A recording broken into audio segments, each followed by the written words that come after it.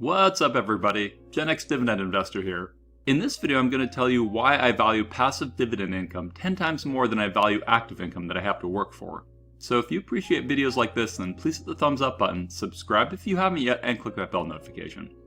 Okay, to kick things off, did you know that the IRS doesn't treat all dividend income as passive income? That's right, the IRS says that passive income is only earnings derived from a rental property, limited partnership, or any other enterprise in which a person is not actively involved. So while dividends are passive in the sense that they just flow into your account without you doing anything, the IRS doesn't treat all dividends as passive income, because their criteria for passive income means it must qualify as capital gains taxes, which is a lower rate than ordinary income taxes. And since some dividends aren't qualified and instead are treated as ordinary income, then by IRS's definition, dividends as a whole can't be considered passive income. Or to say that differently, qualified dividends can be called passive income by the IRS, whereas non-qualified dividends can't be. And Captain Obvious says that you need to put in a lot of sweat equity into something to get that passive income flowing. Okay, so beyond dividends, there are lots of other passive income sources like bonds, bank interest, crypto staking, peer-to-peer lending income, royalties, digital products you create and then sell over and over, etc. Some people put real estate into the passive income bucket. Then on the other hand, we have active income, aka income you get for performing a service, like your job or whatever. For folks who make money hourly, which can include high-paying jobs like lawyers, taking a vacation can lower the income they are bringing in, but the same isn't true for dividends, which is the reason why passive dividend income is better than some work income.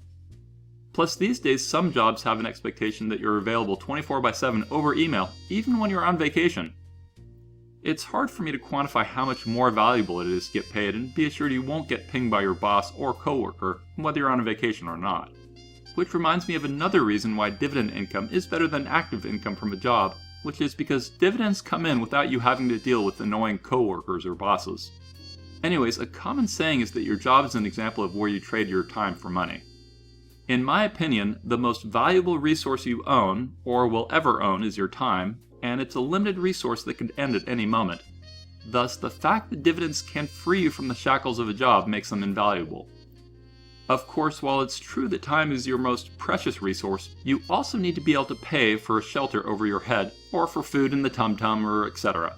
So you keep working to pay your bills until you have enough income coming in from other sources so that you can retire on your own terms. One of the reasons why $1 of dividends is better than $1 from your job is that jobs often have other costs associated with them that eat into the job dollar. Common expenses include transportation costs like gas, parking, vehicle maintenance, and often some amount of eating out costs that you might otherwise avoid, and some jobs might have expenses like dry cleaning and things like that. One of the biggest reasons a dividend dollar is worth more than an active dollar is because of taxes. I did a video you should watch called How You Make More with Dividends, but I'll TLDR one of the key points in it, which is that dividends are taxed more favorably than job income. For example, if you have a 9-to-5 job, then you're paying Social Security taxes and Medicare taxes, both of which you generally avoid when you get dividend income, even in a taxable account. And then on top of that, qualified dividends are taxed way better than wage income. In fact, in 2022, you can make around $110,000 a year in qualified dividends in a taxable account, and you pay $0 in federal income taxes, assuming that you have no additional wage income and that you're married. This tax calculator on MoneyChimp, which I'll include a link to in the description of this video, allows you to get estimates of your federal income taxes based on various input parameters like how much you make from your job, what sort of dividend income you have, etc.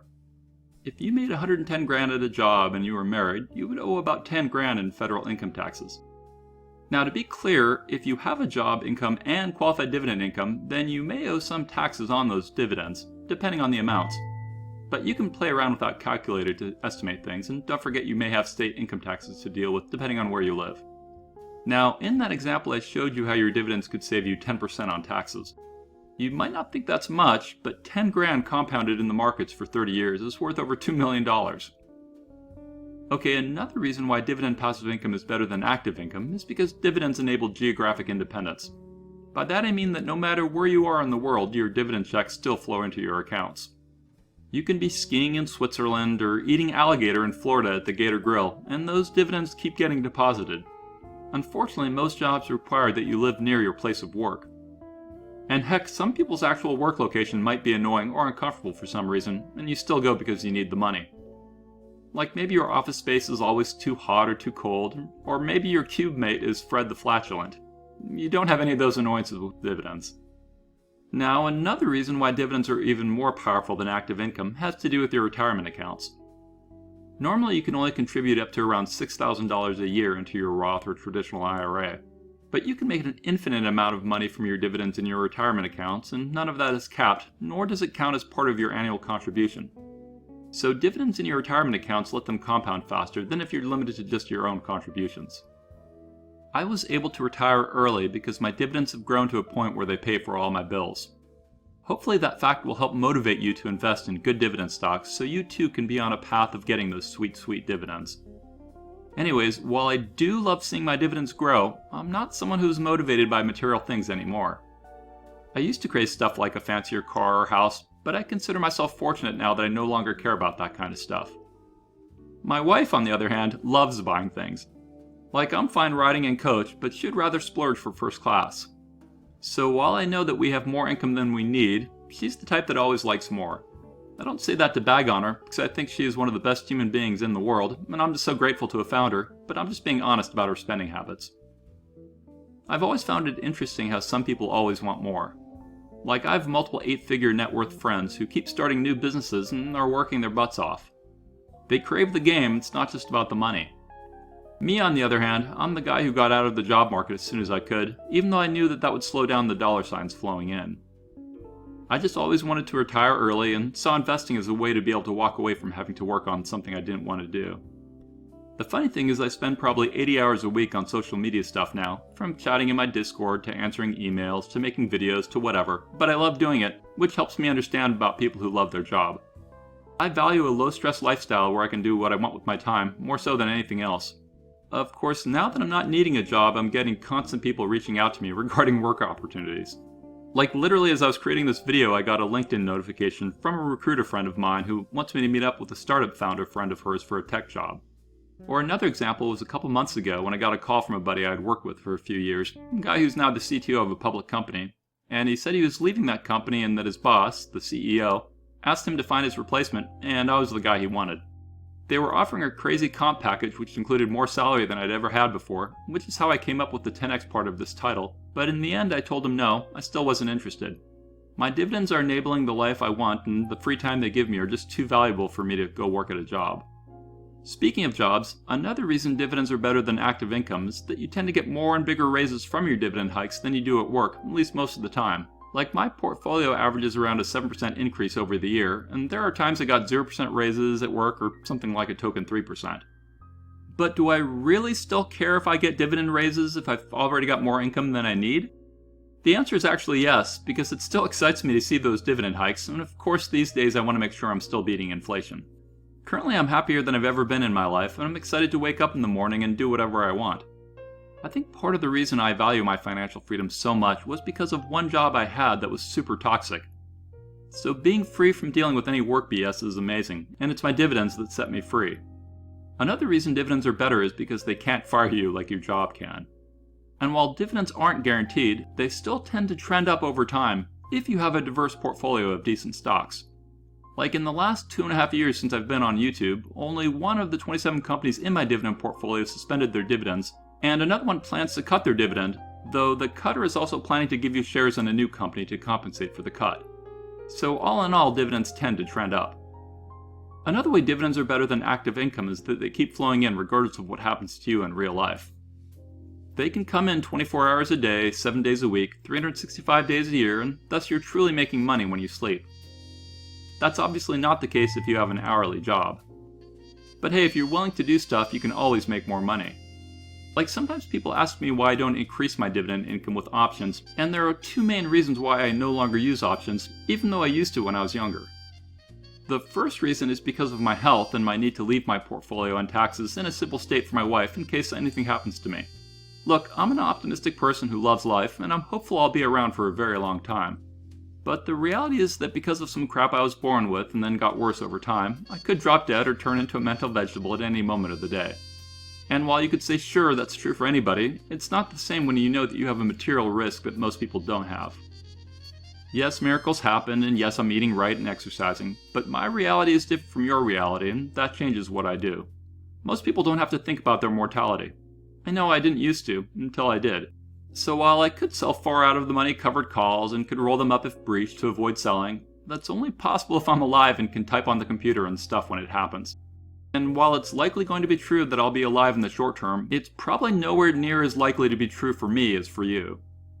My point is I operate differently given my realities. While I don't live in fear, I do live in such a way that brings me happiness and confidence that if in the next moment I'm gone, I'm comfortable with what will probably play out. I'm very cognizant to keep my affairs and my portfolio in a state where enough income flows in for my family, regardless of me being here.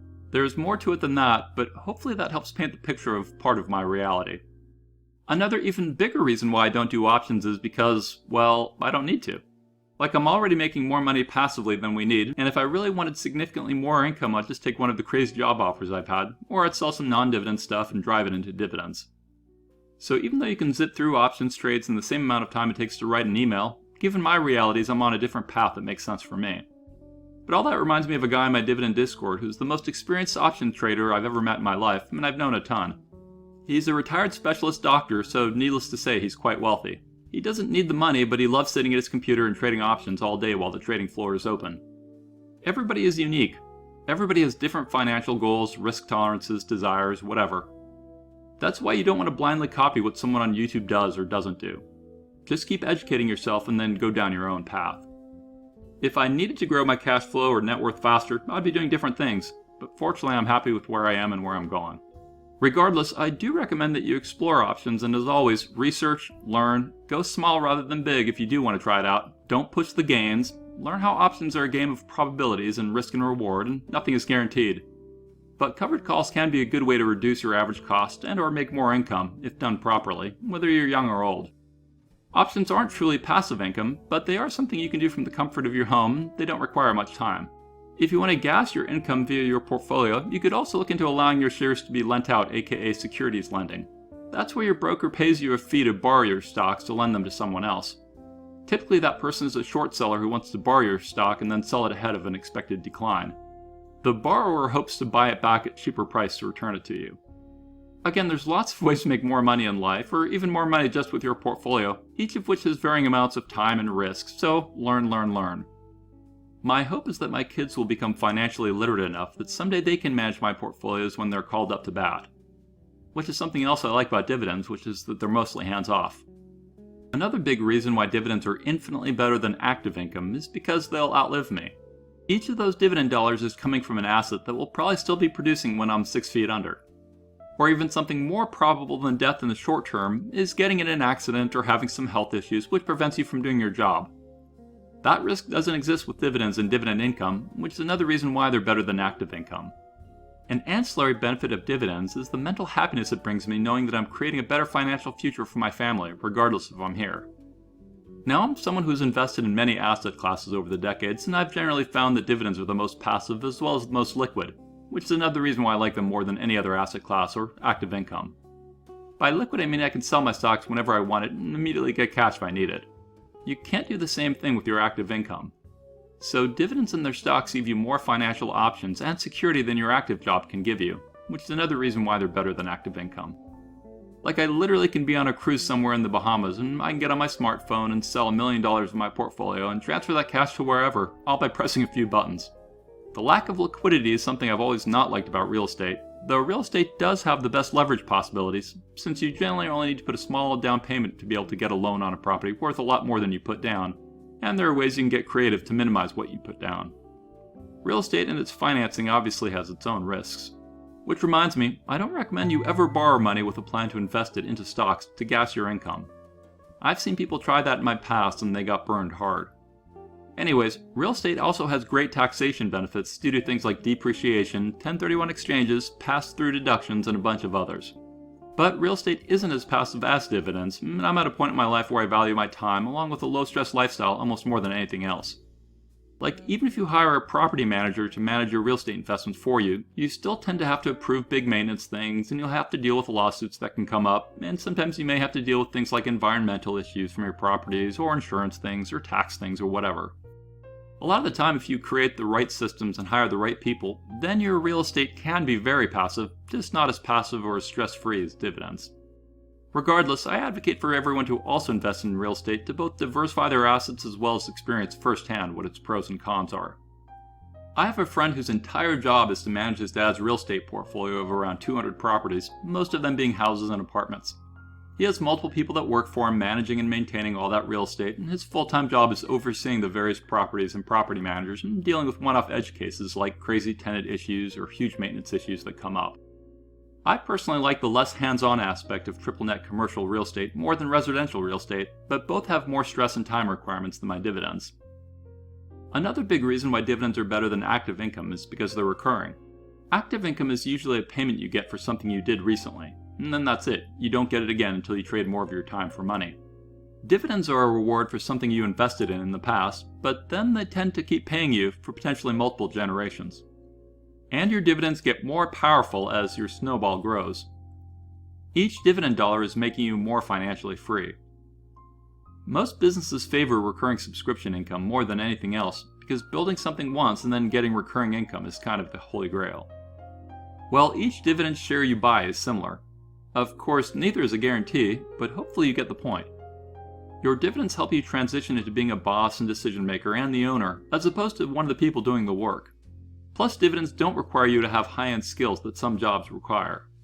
And whereas some jobs have caps in terms of how much money you can realistically make, your dividends can just keep growing, which is another reason why they're better. Dividends help push you on your path towards financial freedom, where once you achieve it, you can then have time to pursue more things that you're truly passionate about in life. And once you are retired, you probably never again have to stress that the weekend is almost over. Every day becomes your weekend. So for all those reasons I called out as to why dividends are better than active income, how much is that worth? I estimate 10x, but hey, each person has their own number. Now I want to make a critical point here, which is that some jobs are awesome. And even if you don't have an awesome job, I want you to understand that I think working and doing productive things is great for society and for growing your net worth. And if you're lucky enough to be in a job that you love, then that's all the better. I still recommend investing, of course, but keep doing what you love. Unfortunately, some people hate their jobs so much that they're depressed, have sleepless nights, feel physically sick or uncomfortable, are always tired, and even have weird health issues.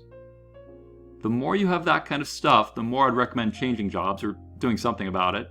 And remember that investing in good dividends will help build a path away from that crap. And what would that be worth?